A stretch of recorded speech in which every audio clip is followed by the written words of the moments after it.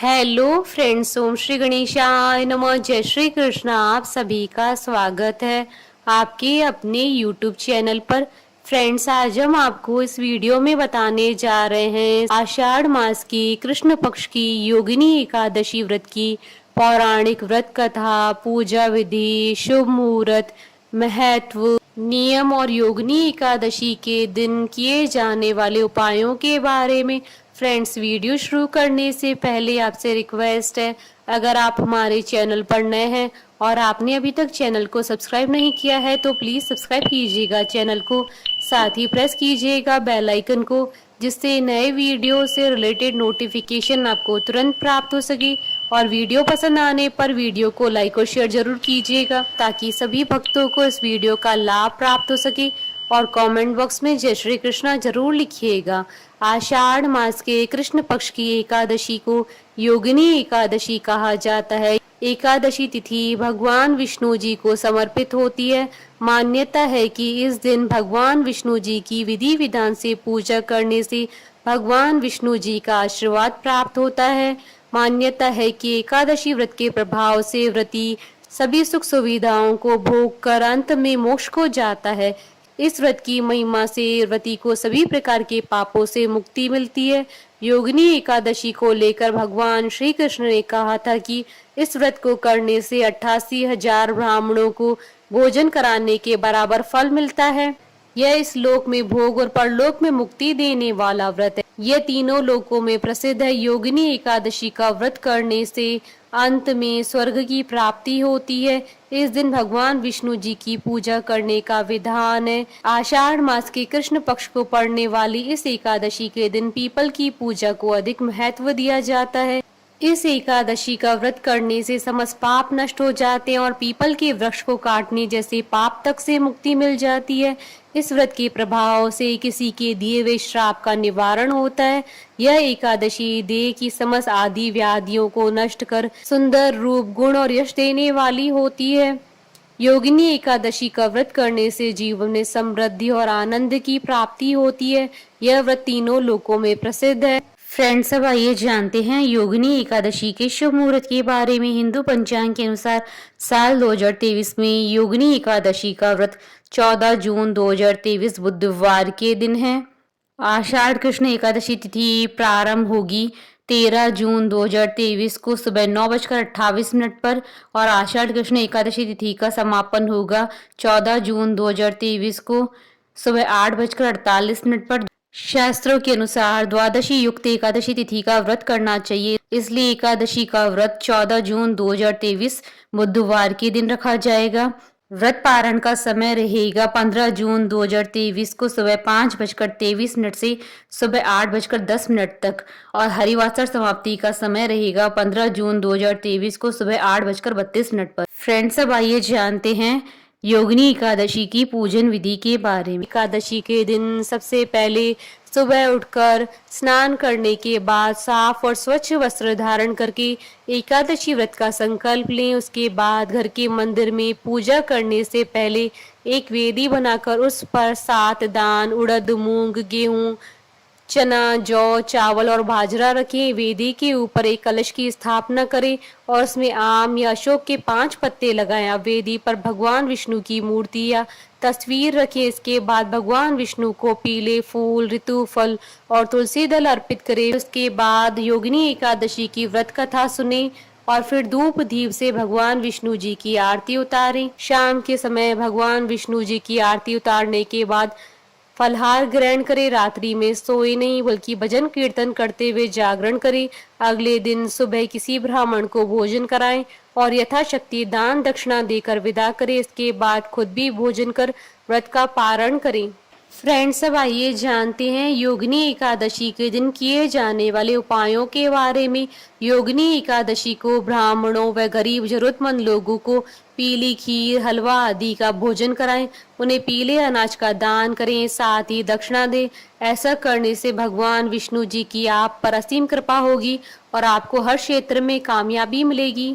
इस दिन विष्णु जी के पूजन के बाद तुलसी जी को गंगा जल चढ़ाएं। इस दौरान ओम नमो भगवते वासुदेवाय नमः मंत्र का जाप करें। यह जप आप 11, 21 या 51 बार कर सकते हैं। जल अर्पण करने के बाद आप तुलसी जी की 7 या 11 परिक्रमा करें। इस दौरान मन में अपनी इच्छा प्रकट करें। एकादशी के दिन सुबह पीपल के वृक्ष पर मीठा जल चढ़ाएं। इसे बनाने के लिए एक लोटे में थोड़ी सी चीनी डाल दें। वहीं शाम के समय पेड़ के नीचे दीपक जलाएं। ऐसा करने से आपको कर्जों से मुक्ति मिलेगी, साथ ही आपकी शत्रुओं से रक्षा होगी। शास्त्रों के अनुसार यह व्रत तीनों लोकों के सुखों को भोगने वाला। इस दिन निष्ठा के साथ व्रत रखने, अन्न न खाने और गरीबों को दान करने से विष्णु जी प्रसन्न होते हैं। इससे आपको जन्म मरण के बंधन से मुक्ति मिलकर मोक्ष की प्राप्ति होती है। योगिनी एकादशी को भगवान विष्णु और माँ लक्ष्मी को खीर का भोग लगाना चाहिए। इससे भगवान प्रसन्न होते हैं। और खीर चढ़ाते समय 2 तुलसी दल अवश्य डालें, क्योंकि बिना तुलसी दल के भोग अधूरा होता है। ऐसा करने से आपके जीवन में खुशियों की मिठास भर जाएगी। फ्रेंड्स, अब आइए प्रारंभ करें योगिनी एकादशी की पौराणिक व्रत कथा। धर्मराज युधिष्ठिर कहने लगे कि हे भगवान, अब आप मुझे कृपा करके आषाढ़ कृष्ण एकादशी की कथा सुनाइए। इसका क्या नाम है, महात्म्य क्या है, यह भी बताइए। श्री कृष्ण कहने लगे कि हे राजन, आषाढ़ कृष्ण एकादशी का नाम योगिनी है। इसके व्रत से समस्त पाप नष्ट हो जाते हैं। यह इस लोक में भोग और परलोक में मुक्ति देने वाली है। यह तीनों लोकों में प्रसिद्ध है। मैं तुमसे पुराणों में वर्णन की हुई कथा कहता हूँ, ध्यान पूर्वक सुनो। स्वर्ग धाम की अलकापुरी नामक नगरी में कुबेर नाम का एक राजा राज करता था। वह शिव भक्त था और प्रतिदिन शिव जी की पूजा किया करता था। हेम माली नाम का एक माली पूजन के लिए उसके यहाँ फूल लाया करता था। हेम माली की विशालाक्षी नाम की सुंदर स्त्री थी। एक दिन वह मानसरोवर से पुष्प तो ले आया, लेकिन कामासक्त होने के कारण वह स्त्री से हास्य विनोद तथा रमण करने लगा। इधर राजा उसकी दोपहर तक राह देखता रहा। अंत में राजा कुबेर ने सेवक को आज्ञा दी कि तुम लोग जाकर माली के न आने का कारण पता करो, क्योंकि वह अभी तक पुष्प लेकर नहीं आया। सेवकों ने कहा कि महाराज, वह पापी अति कामी है, अपनी स्त्री के साथ हास्य विनोद और रमण कर रहा है। यह सुनकर कुबेर ने क्रोधित होकर उसे बुलाया। हेम माली राजा के भय से कामता हुआ उपस्थित हुआ। राजा कुबेर ने क्रोध में आकर कहा, अरे पापी नीच कामी, तूने मेरे परम पूजनीय ईश्वरों की ईश्वर श्री शिवजी महाराज का अनादर किया है। इसलिए मैं तुझे श्राप देता हूँ कि तू स्त्री का वियोग सहेगा और मृत्यु लोक में जाकर कोढ़ी होगा। कुबेर के शाप से हेमा माली का स्वर्ग से पतन हो गया। वह उसी क्षण पृथ्वी पर गिर गया। भूतल पर आते ही उसके शरीर में श्वेत कोढ़ हो गया। उसकी स्त्री भी उसी समय अंतर ध्यान हो गई। मृत्यु लोक में आकर माली ने महान दुख भोगे। भयानक जंगल में जाकर बिना अन्न और जल के भटकता रहा। रात्रि को निद्रा भी नहीं आती थी, परंतु शिव जी की पूजा के प्रभाव से उसको पिछले जन्म की स्मृति का ज्ञान अवश्य रहा। घूमते घूमते एक दिन वह मार्कंडेय ऋषि के आश्रम में पहुंच गया, जो ब्रह्मा से भी अधिक वृद्ध थे, जिनका आश्रम ब्रह्मा की सभा के समान लगता था। हेमा माली वहां जाकर उनके पैरों में गिर पड़ा। उसे देखकर मार्कंडेय ऋषि बोले, तुमने ऐसा कौन सा पाप किया है जिसके प्रभाव से यह हालत हो गई है।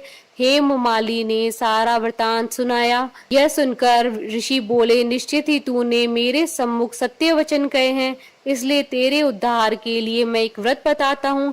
यदि तू आषाढ़ मास के कृष्ण पक्ष की योगिनी नामक एकादशी का विधि पूर्वक व्रत करेगा तो तेरे सभी पाप नष्ट हो जाएंगे।